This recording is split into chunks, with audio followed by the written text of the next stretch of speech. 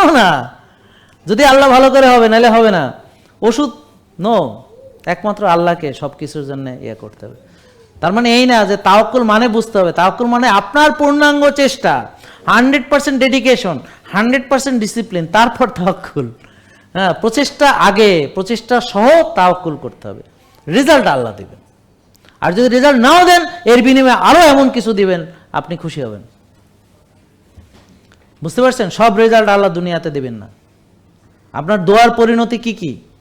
একটা দোয়া কবুল হবে, সাথে সাথে আরেকটা হবে না, কিন্তু দোয়া ফালানো যাবে না।